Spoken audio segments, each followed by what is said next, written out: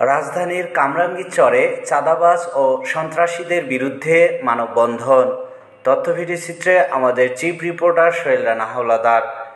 রাজধানীর কামরাঙ্গীরচরের মধ্য ইসলামনগরের স্থানীয় বাসিন্দা গাজা বাবুল ও তার সহযোগী ত্রাস, শাহীন, শামীম, সানাল মাদক, সন্ত্রাস, চাঁদাবাজি, ভূমিদস্যু, নারী নির্যাতন, নিরীহ মানুষকে ভয়ভীতি প্রদর্শন ও অত্যাচারের হাত থেকে বাঁচার জন্য দ্রুত গ্রেপ্তার ও বিচারের দাবিতে এই মানববন্ধন করেছে এলাকাবাসী।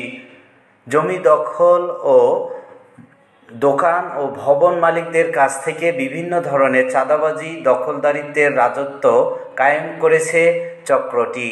এছাড়া হাট, বাজার, মেলা, কলকারখানা, ভবন মালিক সহ বিভিন্ন শ্রেণী পেশার সাধারণ মানুষকে জিম্মি করে মাসে লক্ষ লক্ষ টাকা চাঁদাবাজি করছে চক্রটি। সব কিছু মিলিয়ে রীতিমতো ঘুম হারাম এলাকাবাসীর। স্থানীয়দের সঙ্গে আলাপ করে এবং অনুসন্ধানে উঠে এসেছে এমন চাঞ্চল্যকর তথ্য।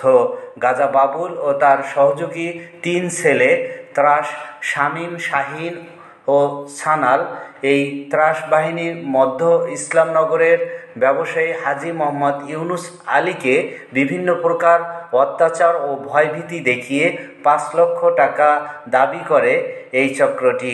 নিরুপায় হয়ে হাজী মোহাম্মদ ইউনুস 2 লক্ষ টাকা দেন গাজা বাবুলকে। কিছুদিন পরে আবার 3 লক্ষ টাকার দাবি করেন গাজা বাবুল। চাঁদা দিতে দেরি হওয়াতে বিভিন্ন প্রকার মিথ্যা মামলা, ভয়ভীতি ও প্রাণনাশের হুমকি দিচ্ছে গাজা বাবুলের সন্ত্রাসী বাহিনী। অন্যদিকে মধ্য ইসলামনগর এর ভবন মালিক মোহাম্মদ খোরশেদের কাছে বড় অঙ্কের চাঁদা দাবি করেন।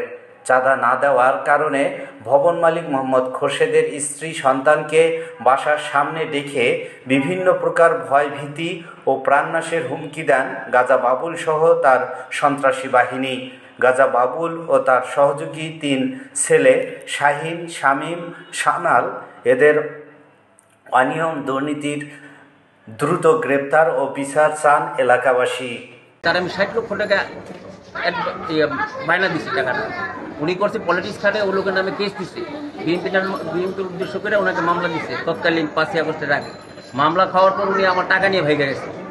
বাধ্য হয়ে আমি ওনার সাথে মিডিয়া কইরা বাধ্য হয়ে ওনার সাথে আমার দিতে হয়েছে ওই লোকের আনার জন্য চাঁদা। এখনও উনি আমার কাছে 3 লক্ষ টাকা অবশিষ্ট হয়। তারপরে আমি এখন 2 লক্ষ টাকা দিই। আমার ব্যাংক সহ ডকুমেন্ট আছে, ব্যাংক অ্যাকাউন্ট চেক দিচ্ছি, সেটা আমার ডকুমেন্ট আছে। এখন বর্তমানে যে সমস্যা, ওনার সেই তাপট কমে নাই। জানি না উনি কোন রাজনীতির সদ্য ছায়া আছে, সেটা আমি বলতে পারবো না।